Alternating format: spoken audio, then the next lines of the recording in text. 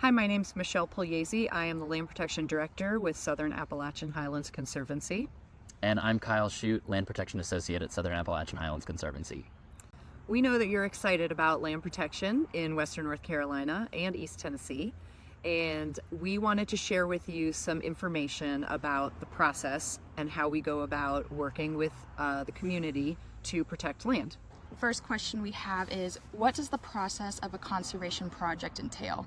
So typically the process starts with us getting contact from a member of the public or a landowner who's interested in seeing a positive conservation outcome, either on their land or on neighboring land. We start by collecting all the information that it takes for our staff to take a look at where that property is, and look at any important conservation features that might be broadly in that area. We'll make contact with or continue contact with the landowner so that we can get an understanding of what their conservation goals are, as well as share what our conservation goals are. Be thinking about what kind of project this might look like. Is it a property where somebody's interested in just selling that property, or is it a property that they want to maintain and make sure that there are permanent conservation restrictions on it? And then we review that as a staff, come up with a sort of game plan of how we might move this project forward, and then conduct a site visit, meet with the landowner to understand the sort of details that might go into a project that we want to make sure that we can understand on the front end. So there are a number of different ways in which we can protect land. Those are the conservation options that Kyle referred to. One way is we can acquire the land outright, and we can either own that as a preserve, or we will own it temporarily in order to transfer it to one of our public agency partners. And when we do that, the land will then become a part of our national forest system, national park system, state parks, or even county or city-owned land. Another way that we can protect land is through a conservation easement. And a conservation easement is when a landowner retains the ownership to their property and works with a land trust like Southern Appalachian Highlands Conservancy to voluntarily restrict the development and subdivision rights of the property. Conservation easements are perpetual, so they will travel with the land, and if you choose to sell or pass down the land to another owner, those restrictions will stay in place. When you do protect your property with a conservation easement, that land is still privately owned by you. There is nothing in the conservation easement that suggests that the land would be available to the public at large. Every conservation easement is unique and tailored specifically to the land and the terms that SAHC and the landowner negotiate. There are no two conservation projects that are identical. What are some characteristics of land that you look for in a potential conservation project?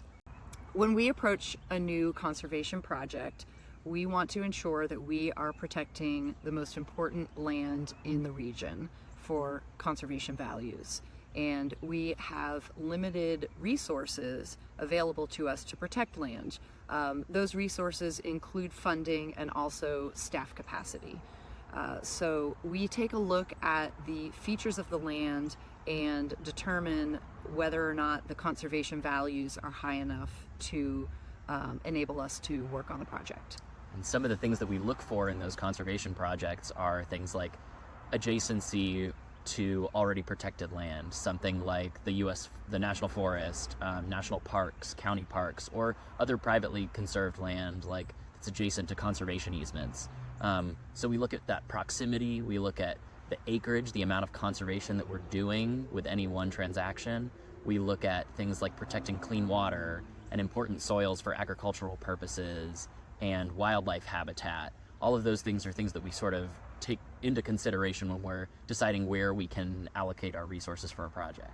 We also consider scenic views, both into the property as well as views from notable scenic areas such as the Blue Ridge Parkway or the Appalachian Trail.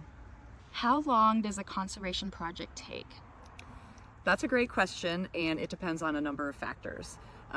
First of all, what type of project are we doing? If it is a land donation, That is the fastest way to protect land, and that's because we don't have to take extra steps to raise money to purchase land. And that could be anywhere from 4 to 8 months, depending on a number of factors. If we are doing a purchase of land, then we will need to take some extra time to request funding, and that could be from public grant sources that may have a long lag time between the timing of the request and when the request is approved and the money is received. In addition, if we are doing a conservation easement, that process takes a little bit longer. There's more to negotiate, and we estimate from the time that both parties are in agreement on the terms and we proceed with the project, we estimate about 1.5 years to complete a conservation easement. Once we are under contract, then we enter an inspection phase in which we get a survey, an appraisal, we conduct title work, and we conduct an environmental assessment. So we hire contractors to complete all of those items, and the scheduling of the inspection period depends largely on the schedules of the people that we hire. For example, a surveyor could take 3 months or longer to complete a survey. So that really dictates also how long it takes for us to complete a project. When land transfers from one owner to another, there are a lot of, sometimes some issues with the property will transfer with the land. When it comes to Southern Appalachian Highlands Conservancy, because we're accredited and we have such high standards, we do need to resolve a lot of problems that another buyer might not have to. That impacts how long it will take for us to complete a project. If it, it might add on months for us to negotiate a right-of-way agreement, for example.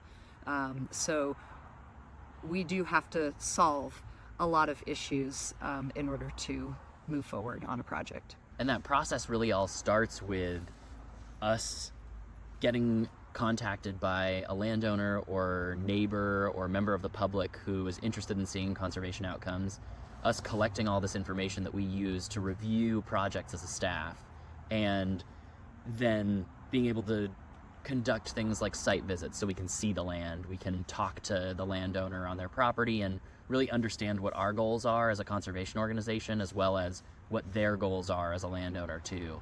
And in doing that, it helps us understand sort of what the transaction might look like.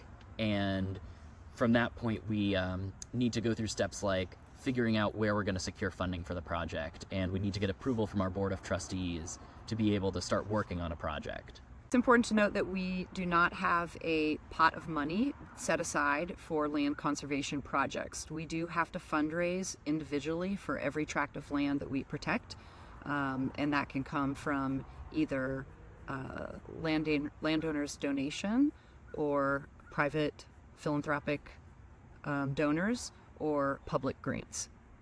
What are some barriers to conserving land? So when we start digging into our inspection, we do sometimes uncover some barriers that either prolong the process or maybe might make it impossible for us to preserve land. One of the things that comes up pretty frequently is legal access to property. That's not necessarily a barrier, but it does impact how much we could pay for property. If we are doing a conservation easement, the lack of legal access would be a barrier to us completing a conservation easement project. Another significant barrier is raising money to protect land. And as I mentioned, we have to fundraise separately for every single project. And there are tracts of land, we wish we could protect every single project that came across our desk, of course. But unfortunately, we're not able to do that, and we are limited by the money that is available. So if there is a tract of land that does not meet any of the requirements for the public or private money that we seek for conservation, we might not be able to purchase that property. Thank you so much for tuning in and learning about what Southern Appalachian Highlands Conservancy can do to protect land in Western North Carolina and East Tennessee.